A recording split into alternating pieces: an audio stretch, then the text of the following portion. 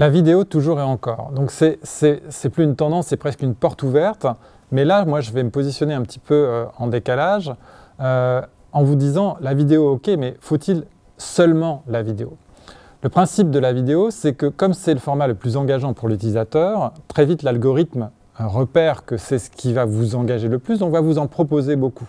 Donc on est sur un cercle vertueux qui auto-alimente le succès de la vidéo. Aujourd'hui, pour les institutions, pour les marketeurs, il est intéressant d'aller chercher d'autres formats qui vont avoir des impacts très forts. Par exemple, avec le marketing vocal, puisqu'on a vu les assistants personnels vont se lier avec les réseaux sociaux, il est intéressant aujourd'hui d'aller vraiment explorer le marketing vocal, c'est-à-dire ce qu'une marque peut apporter en interaction avec le réseau social et en interaction avec l'assistant personnel. C'est ce que Monoprix fait ou ce que Sephora teste aujourd'hui en France.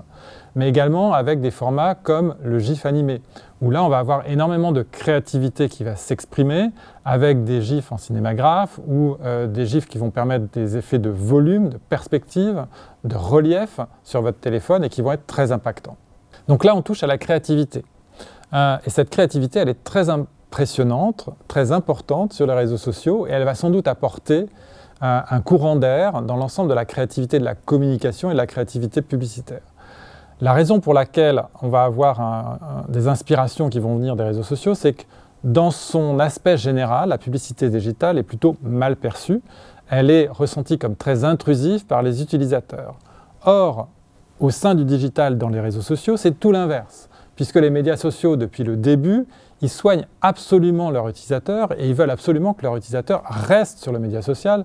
Donc ils sont très vigilants à ce que la publicité ne soit pas intrusive. Et ils ont développé énormément de formats différents, comme les canvas d'Instagram ou de Facebook, ou d'autres formats qui viennent s'insérer dans votre fil d'actualité, mélanger la vidéo, la photographie, le texte, l'illustration, pour vous proposer une expérience. Donc tout l'enjeu pour la marque, avec cette créativité, c'est d'aller convaincre l'utilisateur de rentrer dans l'univers de la marque et ensuite de garder cet utilisateur jusqu'à la fin de l'histoire que la marque va raconter. Et sans créativité, ça ne fonctionnera jamais, parce qu'on est dans un engagement, dans un dialogue mutuel entre l'utilisateur et la marque. On est dans une publicité conversationnelle qui propose une expérience publicitaire.